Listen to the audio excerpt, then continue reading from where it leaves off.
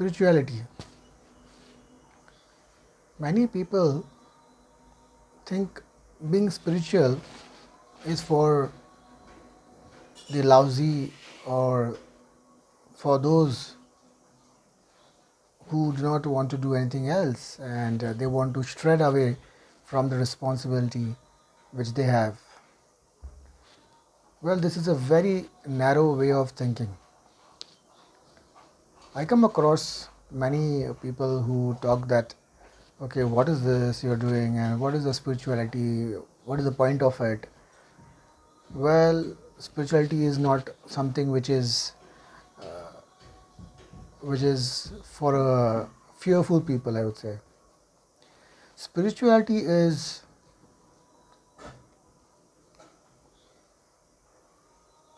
being greedy, limitlessly like unlimitedly greedy, unlimitedly loving, limitless responsibility. Do not ever confuse spirituality with religion. Being religious is like being in the pond. The water in the pond is going to get stagnant and algae is going to form and it will become dirty. Because in being in religious, we are only in the cocoon of the religion, scriptures and ceremonies and rituals, and we are not able to embrace other religions also and also other ways of living of the people. Lot of judgments, we start having the opinions of other people. However, spirituality is not being religious. Spirituality is the quest, the thirst of knowing who you really are. To all the educated people, very smart people, those who think themselves they are smart actually. I hardly find people really smart to see that they do not know their own existence, who they are, where they come from, where they are going to grow. Monotonously, they live their life. Society, family, friends, all this contributes to their way of living. And they think that their way of living is the right way of living. There is nothing right and wrong about living. Everybody live as per their own circumstances. But it does not give the answers of who you really are, where have you come from, where are you going to go. These are basic questions. This is not a gyan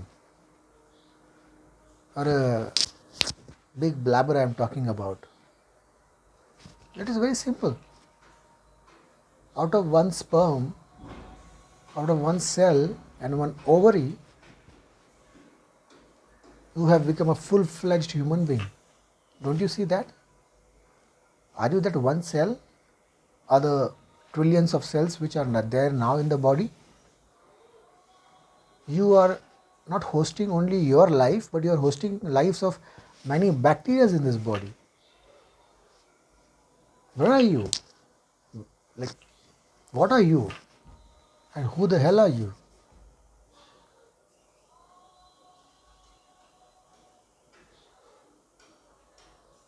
Just because you have some accomplishments in life, does that give anyone authority to pass a judgment? Or does it give authority for them to call spirituality as bogus? Success, or the person, if what materialistically what he calls as success, does it mean that he has achieved everything? He might have achieved some comforts. He or she might have achieved some comforts, but it doesn't mean that they have all the answers. So this is especially to those very logically minded people I made this video who think that spirituality is uh, a bluff. Well, spirituality is a very big responsibility, and it has to have a fearless heart to walk the path of unknown. I do not know the omnipresent. To agree to this fact, this earth, hanging ball in the space, moon, a hanging satellite in the space. Who is holding this? Whose presence is holding this? Very basic questions. We ignore the fact that some omnipresence is holding this. I call it as Shiva. Somebody might call it as Allah. Someone else something else.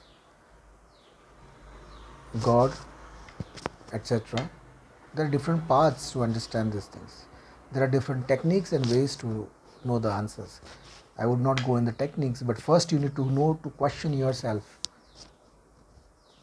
Lack of questioning yourself, lack of introspection,